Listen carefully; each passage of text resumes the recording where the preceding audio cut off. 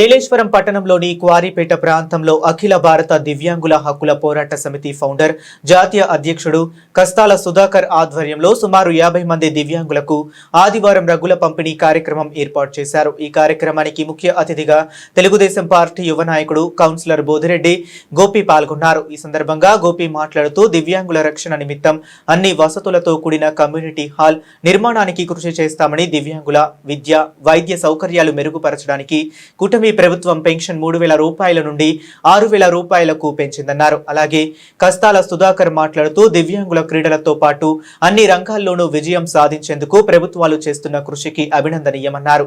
ఇటీవలే అందుల మహిళా వరల్డ్ కప్ భారత్ కైవసం చేసుకోవటం వెనుక ఎంతో కృషి దాగి ఉందన్నారు। వారిని అభినందిస్తూ ఆంధ్రప్రదేశ్ ముఖ్యమంత్రి పవన్ కళ్యాణ్ నజరానా అందజేయటం హర్షణీయమన్నారు। సుధాకర్ రావు గారు ఏర్పాటు చేసిన ఈ కార్యక్రమంలో మమ్మల్ని భాగస్వామ్యం చేసినందుకు వారికి, వారి యొక్క సభ్యులకు మరియు అందరికీ కూడా నమస్కారం తెలియజేసుకుంటూ, నాతో పాటు కార్యక్రమంలో పాల్గొన్నటువంటి పట్టణ టీడీపీ నాయకులకు చాలా మంచి కార్యక్రమం సుధాకర్ రావు గారు ఒక వికలాంగులను గుర్తించి ఒక సేవా కార్యక్రమంలో భాగంగా వాళ్ళకి ఈ దుప్పట్ల పంపిణీ కార్యక్రమం అనేది చేపట్టడం జరిగింది। భవిష్యత్తులో మీరు ఏ కార్యక్రమం చేపట్టినా మా నియోజకవర్గ ఎమ్మెల్యే సత్యప్రభా రాజా గారి అన్నదమ్ములు ఉంటాయి, వారితో పాటు పట్టణంలో ఉన్నటువంటి మేమందరం కూడా మీకు సహకరిస్తామని చెప్పి ఈ సందర్భంగా తెలియజేసుకుంటూ, ఇక్కడ చాలా సంఘాల వారికి, కుల సంఘాల వారికి కూడా కమ్యూనిటీ హాల్స్ గతంలో మంజూరు చేసి ఉన్నాం। ఈ వికలాంగులకు సంబంధించినటువంటిది మా కమ్యూనిటీ హాల్ లేదని చెప్పి మా దృష్టికి తీసుకురావడం జరిగింది। ఈ విషయాన్ని శాసనసభ్యురాలు వారి దృష్టికి తీసుకొని పోయి మీకు కూడా ఏలేశ్వరంలో కమ్యూనిటీ హాల్ నిర్మాణానికి స్థలాన్ని ఏర్పాటు చేయడానికి కూడా ప్రయత్నం చేస్తామని చెప్పి సందర్భంగా తెలియజేసుకుంటూ సెలవు। అఖిల భారత వికలాంగుల హక్కుల పోరాట సమితి నుండి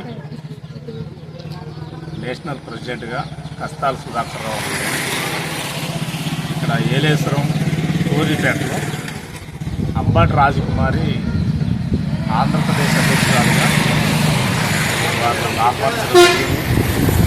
ఈ కార్యక్రమంలో ఇక్కడ ఒక 50 మందికి దుప్పట్లు పంపిణీ చేయడానికి రగ్గులు పంపిణీ చేయడం జరుగుతుంది।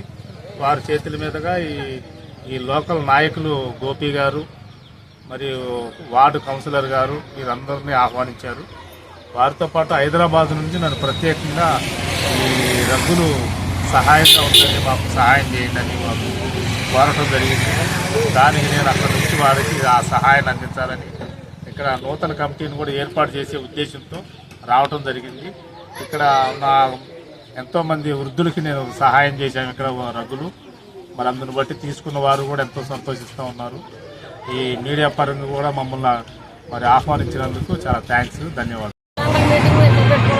ప్రతిసారి పెట్టుకుని ఏదో అలా ముగించేస్తున్నాం సార్, అలా కాకుండా సార్ మాకు సహాయం చేస్తున్నారండి, ఎంతో దన్నుగా ఉన్నారండి। ఎందుకంటే మేమున్నాము అని మాకు ముందుకు వచ్చారండి। మేము ప్రతిసారికి 2 నెలలకు ఒకసారన్నా లేకపోతే నెలకోసారన్నా ఎక్కడో మీటింగ్ పెట్టుకుని గ్రూపులు కట్టి వికలాంగులు పోగేసుకుని మేము ఐక్యతగా ఉంటున్నామండి। కానీ ఏంటంటే ఇప్పుడు మాకు సపోర్ట్ చేయడానికి సార్ మాకు ఎంతో ముందుకు వచ్చారండి। హైదరాబాద్ నుంచి కష్టపడి ఏంటంటే ప్రయాసపడుతున్నా అని అది ఎంతో మేము ఈ కార్యక్రమంలో ముందుకు మమ్మల్ని నడిపించాలని అయితే సార్ మాకు అండగా ఉన్నప్పటికీ మేము ముందుకు నడాలనుకుంటున్నామండి। మా వికలాంగులకి ఏంటంటే ఎక్కడికి వెళ్ళినా సరే 10 సార్లు అడిగినా సరే పర్మిషన్ గట్టా ఇవ్వట్లేదండి। అందుకని మేము అడిగేటప్పుడు పెన్షన్ అవసరం ఏదైనా ఇచ్చేలాగా గవర్నమెంట్ని వేడుకుంటామండి। మా సార్ మాకు ముందు నడిపించమని కూడా అడుగుతున్నాను। ఎందుకంటే ఈ రోజే సార్ లేకపోతే ఎంత పెద్దగా పెట్టేదాన్ని కదండి నేను మీటింగు, ఏదో కొంచెం పెట్టి అలాగ ఆపేసారండి। తర్వాత నాయకులు కూడా మమ్మల్ని ఆహ్వానించి మరి మాకు సపోర్ట్గా ఉన్నందుకు మేము ఎంతో మరి రుణపడి ఉంటున్నామండి। ఎందుకంటే మా వికలాంగుల కోసం ఎవరో చీప్గా చూసి పోయేవాళ్ళే తప్ప మమ్మల్ని ఆదరించే వాళ్ళు కూడా ఎవరు లేరండి। తర్వాత మాకు ఇప్పుడు ఎంత సహాయం చేసినట్టు ఇప్పుడు సార్ మాకు ఎంతో ప్రతి ఒక్కరికి మేము దుప్పట్లకి ఎంతమందికి ఇద్దామని వచ్చాం సార్ ఈరోజు। మరి 50 మందికి వికలాంగులకు దుప్పట్లు ఇద్దామనుకున్నాం సార్। ఈ పంపిణీ జరుగుతుందండి, సార్ గారు కూడా మరి